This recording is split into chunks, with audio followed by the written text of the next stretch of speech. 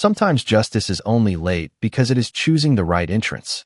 The night air over West Montgomery carried the damp chill of early spring, and the streetlights along Pine Avenue cast pale circles across the pavement like tired eyes refusing to close.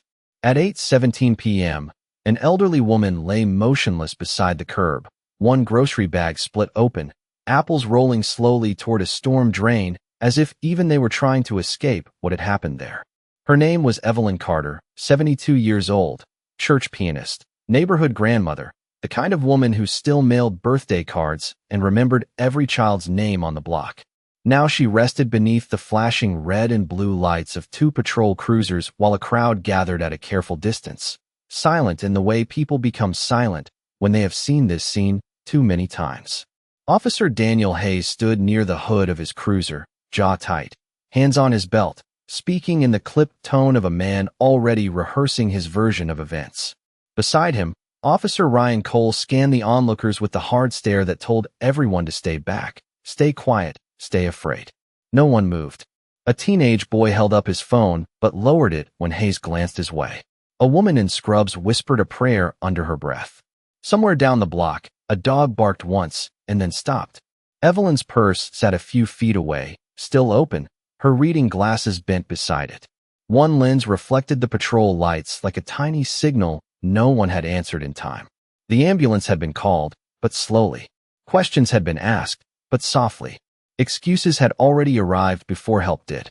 She resisted. Hayes muttered to no one in particular. She was agitated. The words drifted into the night and disappeared. Everyone there knew Evelyn. They knew she walked this route every Wednesday after choir practice. They knew she carried peppermint candy in her coat pocket and told young men to pull their pants up and tell their mothers hello. They knew she had arthritis in both knees and took each step carefully, like someone respecting the ground beneath her feet. Agitated was not a word that belonged to her. Then came a sound that did not fit the scene. Deep engines. Fast. Precise. Headlights swept around the corner, cutting across the crowd and freezing every shadow in place. A black SUV rolled to the curb, so sharply it stopped inches from the scattered groceries. The doors opened before the engine fully settled.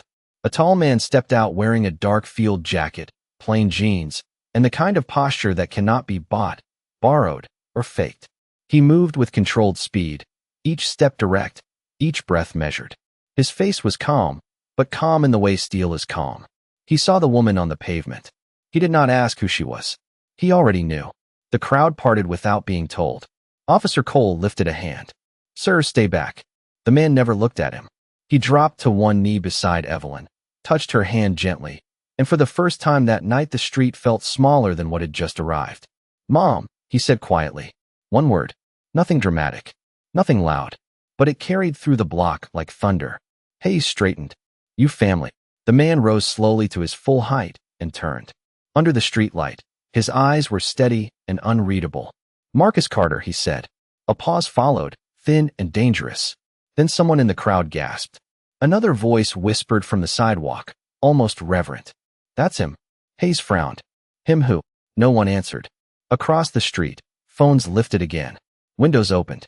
Fear changed direction. Marcus looked once at the badges, once at his mother, then back at the men who had mistaken authority for immunity. "You had seconds," he said, his voice low and even. "Now the country gets the rest of the night." The sirens that had ruled Pine Avenue only moments earlier now sounded small beneath the storm Marcus Carter brought with him. He stood beside his mother in complete silence, one hand resting lightly over hers, as if warmth alone could call time backward. The flashing patrol lights painted red and blue across his face, but they could not soften it. Around him, neighbors who had once kept their distance stepped closer inch by inch, drawn not by curiosity, but by the sudden feeling that fear had lost its grip. Evelyn Carter had lived on this block for 38 years. She had baked pies for school fundraisers, organized winter code drives, and left porch lights on for children walking home late. To see her lying there turned something old and buried inside the neighborhood into anger too heavy to hide. Officer Daniel Hayes cleared his throat and tried again to reclaim the scene. "Sir, emergency services are on the way. You need to step back and let us handle this." Marcus slowly looked up. It was not an angry look. It was worse. It was the look of a man measuring whether words were still worth using. "Handle it," he asked quietly. Hayes shifted his stance. "We followed procedure." Several people in the crowd laughed once, sharp and bitter. A woman in blue scrubs stepped forward. "Procedure did not pick up her groceries," she said. "Procedure did not call for help when she asked for help." Cole pointed toward the crowd. Everybody back. But no one moved now. Phones remained raised. A delivery driver across the street streamed everything live.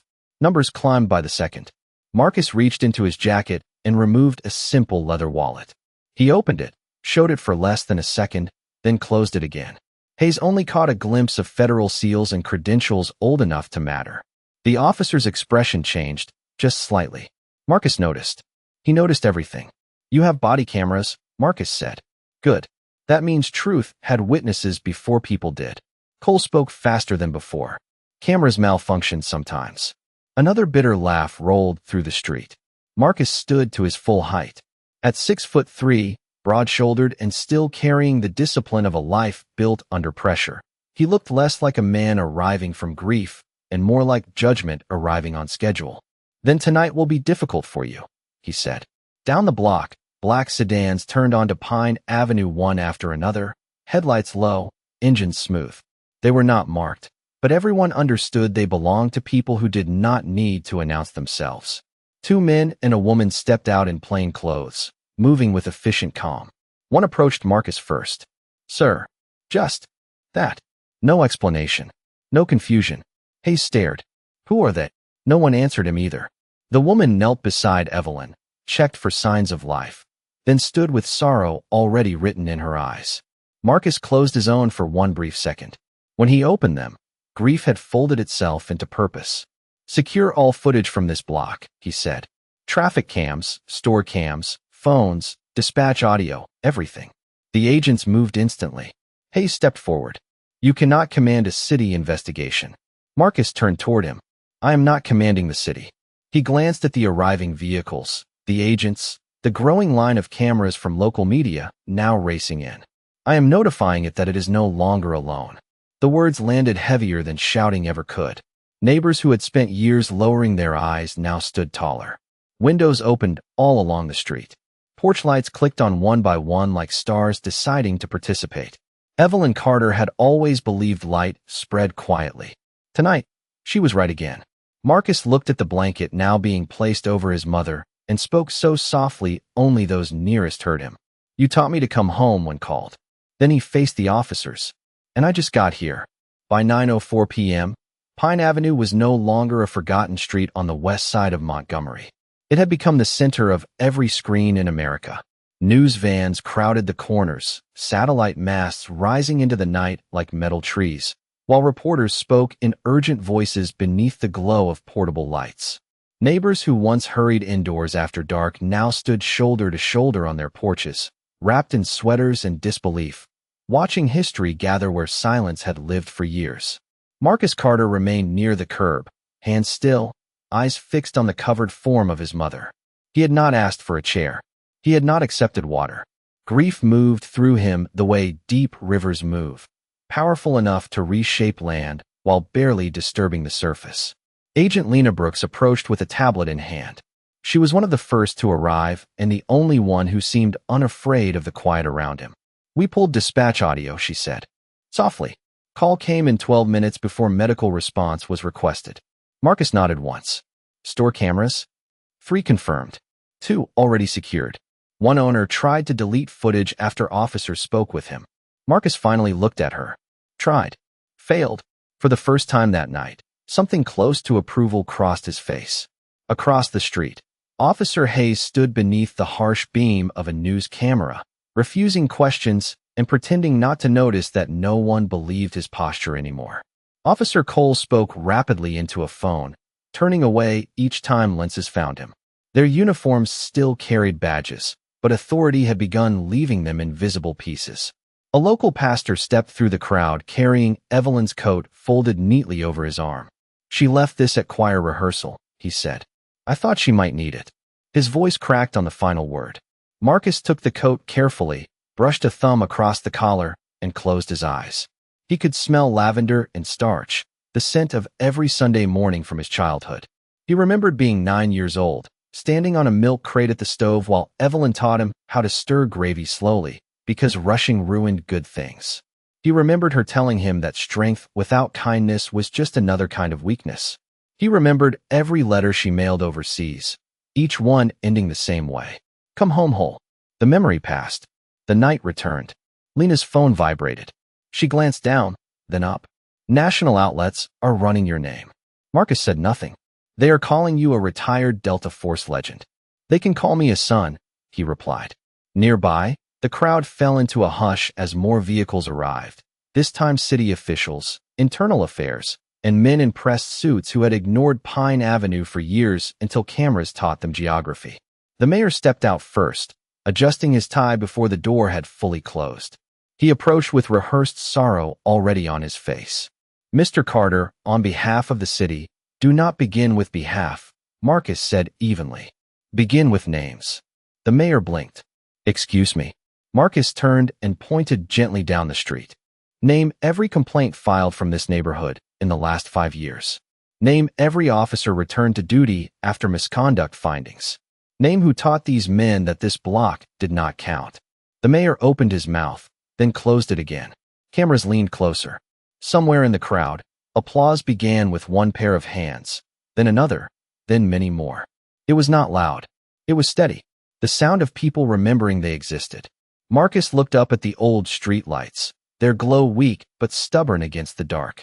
My mother spent her life feeding people who forgot her name, he said. Tonight, they will learn all of them. Lena stepped beside him once more. Federal Command wants to know if you need anything. Marcus looked at the code in his hands, then at the house across the street where Evelyn's porch light still burned. Yes, he said quietly. Tell them to bring daylight. At 9:41 p.m., daylight arrived in pieces. Portable floodlights washed Pine Avenue in a clean white glow that exposed every crack in the sidewalk, every dented mailbox, every face that had learned to hide pain in darkness. Evidence teams moved carefully from porch to porch, collecting camera feeds, doorbell footage, and witness statements once considered too inconvenient to hear. The same street that had been ignored for decades now had clipboards, cables, marked cones, and officials speaking in low, urgent tones. Marcus Carter watched it all without satisfaction. Justice beginning late was still late. Agent Lena Brooks returned carrying a sealed evidence bag. Inside it lay a pair of bent reading glasses and a small ring of house keys. These were recovered near the curb, she said. Marcus accepted the bag as though it weighed far more than plastic and metal. He recognized the brass key with blue tape wrapped around the top. Evelyn had labeled everything because, as she often said, confusion was expensive. He could almost hear her laugh. Keep your keys where you can find them, baby. Trouble never schedules itself. He slipped the bag into his jacket pocket. Across the scene, Officer Hayes and Officer Cole were separated now, each standing with investigators, each speaking less than before. Their confidence had thinned under bright lights. A supervisor from Internal Affairs, Lieutenant Sandra Mills, approached Marcus with the posture of someone carrying bad news and overdue honesty.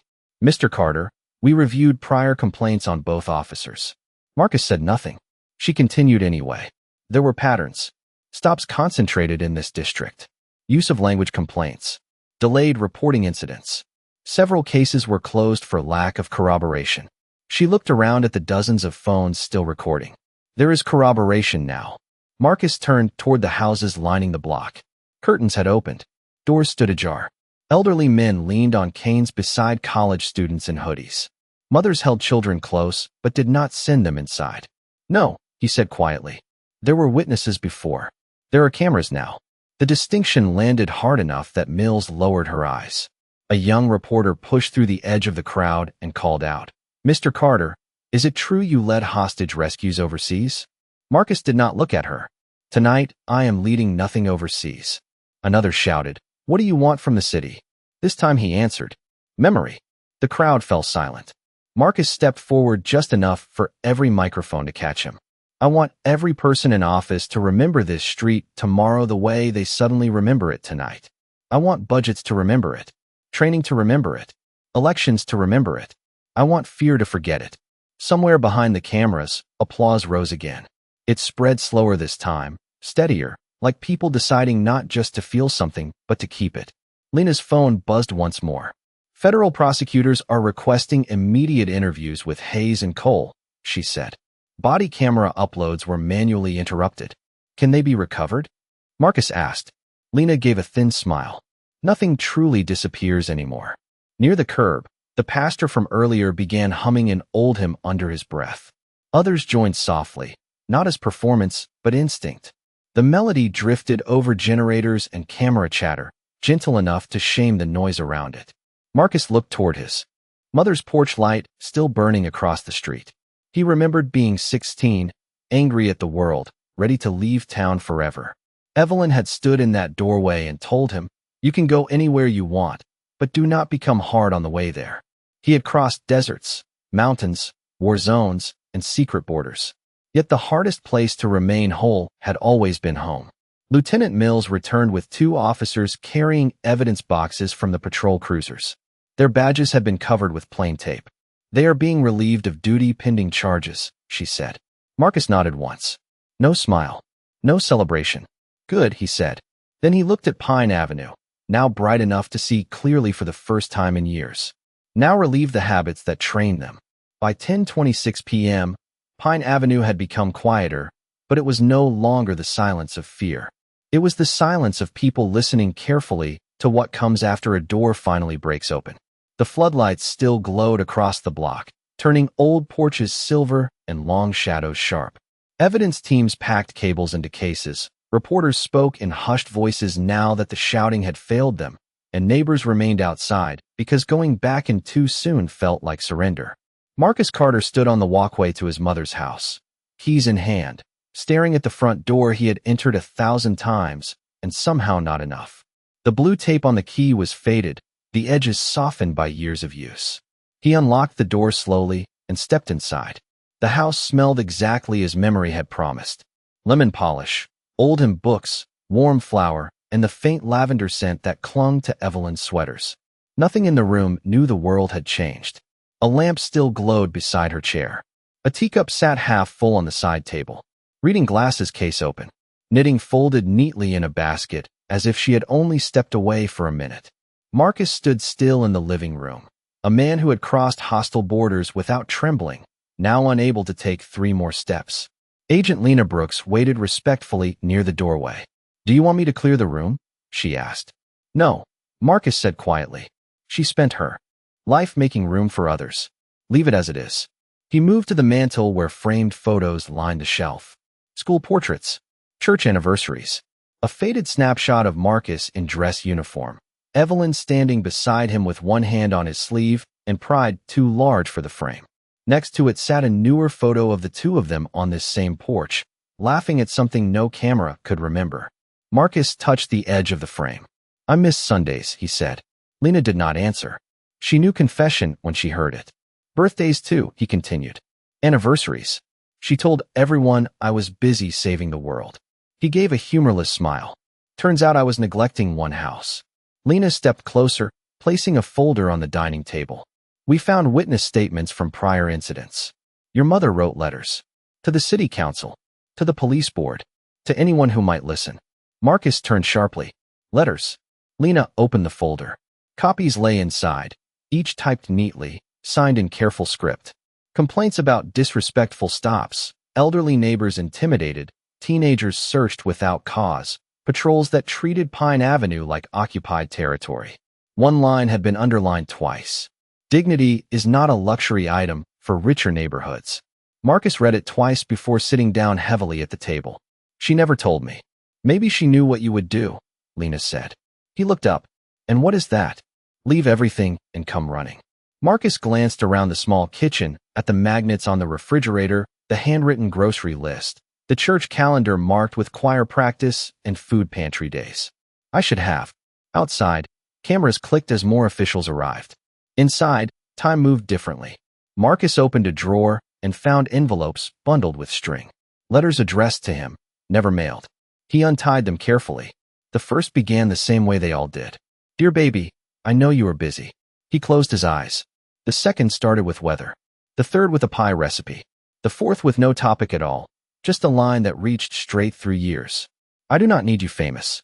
I need you home sometimes. Marcus set the letters down and covered his face for one brief, private moment. When he stood again, grief had sharpened into direction. Lena handed him another page. One more thing. Your mother was organizing a neighborhood meeting next week. About what? Lena met his eyes. Community oversight. She was building witnesses into a system that preferred none. Marcus looked toward the front window where floodlights spilled across the porch she had loved. Even now, he said softly, she is still leading. He straightened his jacket, gathered the letters, and headed for the door. Where are you going? Lena asked. Marcus opened it to the bright night and the waiting cameras. To finish the meeting she started. When Marcus Carter stepped back onto the porch, Pine Avenue turned toward him as if the entire street had been waiting for permission to breathe. Floodlights hummed. Camera lenses lifted. Neighbors lined the sidewalks in coats and church sweaters. Children held close at their sides. Elders seated in folding chairs brought out from living rooms that no longer felt large enough for the night. The mayor stood near a black sedan rehearsing concern with his staff.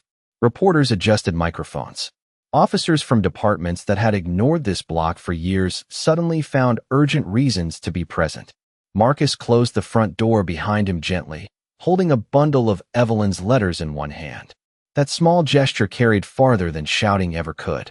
He walked down the porch steps and stopped where the walkway met the sidewalk. No podium, no notes, no introduction. Agent Lena Brooks remained a few feet behind him, watching the crowd settle into stillness. My mother planned a meeting for next week, Marcus said, his voice low but clear enough to reach both ends of the block. She did not know it would happen tonight. No one moved. Even the generators seemed quieter. Marcus lifted one of the letters. She wrote to city leaders, police boards, anyone whose title suggested they might care. She asked for respect, accountability, and basic dignity. He looked toward the row of officials near the curb. Most of those letters were ignored. The mayor stepped forward. Mr. Carter, the city is committed to healing and dialogue. Marcus turned to him with calm precision. Dialogue begins after listening. You skipped to cameras. A ripple of approval moved through the crowd. The mayor stepped back. Marcus continued. I have served in places where danger was obvious. You could hear it coming. You could map it. Prepare for it. But there is another kind of danger that wears routine like a disguise. It lives in delayed responses, dismissed complaints, selective stops, and the belief that some neighborhoods are practice fields for power. Heads nodded all along the street. A teenage boy near the front raised his phone higher. An elderly man removed his cap. A woman in scrubs wiped tears she had refused to show earlier. Marcus unfolded another page and read one line aloud. Dignity is not a luxury item for richer neighborhoods. The words landed like a bell. He lowered the letter. That was written by a woman some people here knew only as Miss Evelyn. To me, she was the person who taught me to make a bed tight enough to bounce a quarter, to apologize properly, and to return borrowed things cleaner than I found them.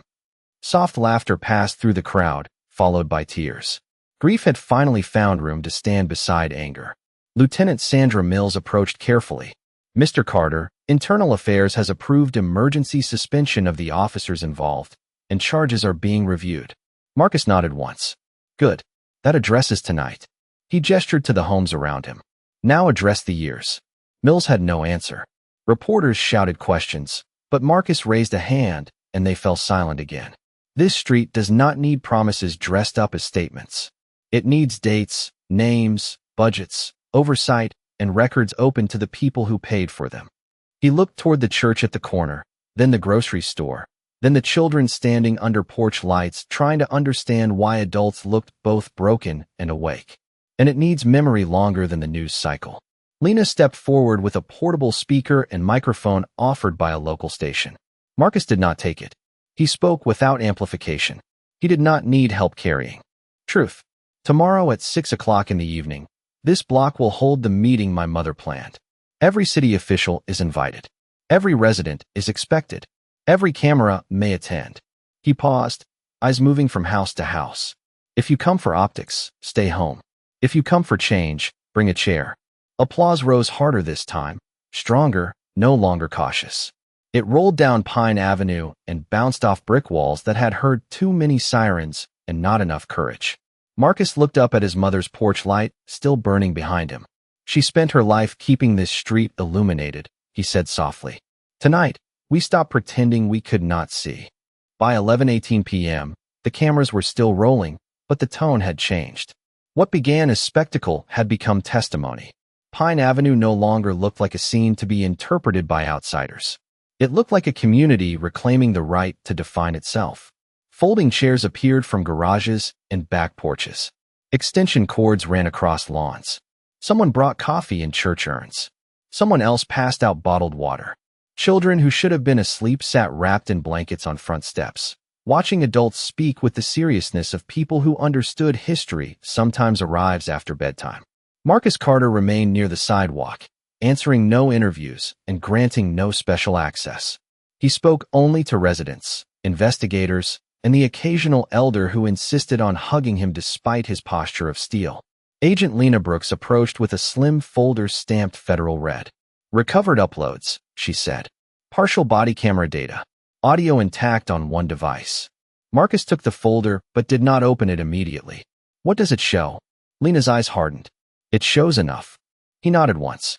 Enough was often the most dangerous amount of truth. Across the street, Officer Hayes and Officer Cole were escorted separately into unmarked vehicles. No handcuffs visible. No dramatic scene. Just doors opening, closing, and careers ending in the quiet they once reserved for others. The crowd watched without cheering. Celebration would have cheapened the moment. An elderly man named Deacon Willis stepped beside Marcus, leaning on a polished cane. Your mother used to say you walked like thunder, but listened like rain. Marcus almost smiled. She said that every chance she got. Willis looked down the street where reporters clustered under bright lights. She also said this town would only change when somebody important got hurt. Marcus stared ahead. She was wrong. Willis glanced at him. How so? Marcus finally opened the folder.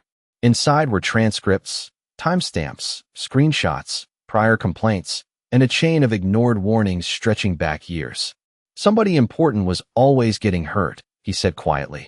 They just did not count the right people. The old man removed his hat. That sounds like her too. Near the curb, Lieutenant Sandra Mills spoke with city attorneys who suddenly carried notebooks and humility. The mayor had left 20 minutes earlier after learning microphones could also record promises. A local reporter tried once more. Mr. Carter, people online are asking if you will run for office. Marcus closed the folder and handed it back to Lena. I have already served. Then what do you want now? The reporter asked. Marcus looked at the row of homes, each porch light burning like a vote finally cast. A functioning sidewalk. Fair stops. Complaint records public by default. Training tied to consequences. Medical response times that do not depend on zip code. Streetlights that work before cameras arrive. Start there. The reporter lowered her microphone, almost embarrassed by how practical justice sounded. Lena's phone buzzed again. National morning shows want you live at 6. No, Senate staff wants a statement. No, a documentary team. Absolutely not. She allowed herself a brief smile. What will you say yes to? Marcus looked toward his mother's house. Through the window, her lamp still glowed beside the empty chair. Tomorrow at 6 in the evening, he said, this neighborhood meeting. Word spread quickly through the crowd. Residents straightened. Some began making lists on napkins and the backs of flyers. Names of potholes. Names of officers. Names of promises. Pine Avenue was learning the discipline of documentation, and documentation was fear's natural enemy. Marcus stepped onto the curb where his mother had fallen hours earlier and spoke not loudly, but with the kind of clarity that makes people hear themselves too. My mother was never famous. She was useful. This city has enough famous people. Tomorrow, bring everyone useful. A murmur of approval moved through the block like wind through trees. Then something rare happened on Pine Avenue after midnight. People did not retreat. They organized. Morning did not wait for permission. By 5:52 a.m., Pine Avenue was already awake, washed in the pale blue light that comes before sunrise and before excuses can get dressed. News trucks still lined the corners. Coffee steam drifted from paper cups. Residents who had gone inside for only a few hours returned carrying folding tables, extension cords, legal pads, and the stubborn energy of people who had finally discovered momentum. Overnight, the story had crossed every state line. Clips of Marcus Carter standing beneath floodlights beside his mother's home had been replayed on national broadcasts, stitched into social media feeds, debated by commentators who had never driven through Montgomery and suddenly spoke as experts on streets they could not pronounce. But on Pine Avenue, no one cared about panels. They cared about addresses, names, dates, and whether change could survive daylight. Marcus stood on Evelyn's porch in a dark sweater, sleeves rolled once at the forearm, reading through a stack of neighborhood notes gathered after midnight. Broken streetlights, slow ambulance arrivals, illegal searches, youth programs canceled while patrol budgets rose. Crosswalk paint faded for 3 years. He sorted each page with the focus of a man who had once organized missions under pressure and now considered this work no less serious. Agent Lena Brooks approached carrying 2 tablets and a printed briefing packet. The governor issued a statement, she said. The Department of Justice opened a preliminary review. State investigators arrived at dawn. The city manager wants a private meeting. Marcus kept reading. No private meetings. The mayor wants to apologize publicly. He can start by attending on time. Lena nodded, unsurprised. Across the street, volunteers arranged chairs in neat rows along the sidewalk and into the church lot at the corner. Someone hung a hand-painted sign between 2 trees. Community meeting. No spin. Bring facts. A teenager named Jamal tested a microphone that squealed once and then settled. Deacon Willis supervised extension cords like military supply lines. Miss Brenda from the bakery handed out biscuits to reporters and residents alike, proving hospitality could coexist with accountability. Marcus looked down at another handwritten page and stopped. It was from a child. Please make the police stop scaring my grandma. No signature. Just careful block letters and a small drawing of a porch light. He folded the page separately and slipped it into his pocket. What time did she usually wake up? Lena asked quietly. Marcus glanced toward the kitchen window. 5:30. Coffee by 5:40. Radio by 5:45. Prayer by 6. And today? He looked at the brightening street. Today she has a larger schedule. At 6:17 a.m., black sedans rolled in again, followed by county officials, attorneys, and people who suddenly wore concern like a fresh suit. Some tried to approach the porch. Volunteers redirected them to the seating area with practiced politeness. No special entrances. No backroom access.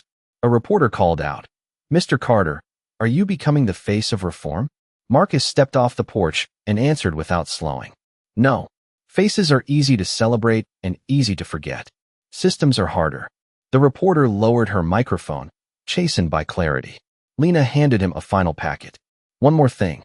We confirmed your mother's meeting requests were denied 6 times in the last 2 years. Marcus exhaled once through his nose. Then we are right on schedule. The sun finally cleared the rooftops, touching Pine Avenue house by house. Porch lights clicked off one after another, no longer needed. Residents filled the rows of chairs before 7 in the morning. Some wore uniforms from night shifts. Some wore church hats. Some wore anger polished into discipline. Marcus walked to the center aisle and looked over the gathering crowd, then back once at his mother's front door. She asked politely, he said, voice carrying in the cool air. Now the neighborhood is asking together. Pens opened. Cameras focused. Officials sat straighter. Pine Avenue had spent years being managed from a distance. This morning, it began governing itself.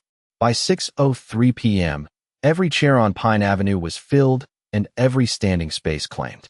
The evening sun hung low over the rooftops, turning windows gold and casting long shadows that reached across the street like old truths finally stepping into view.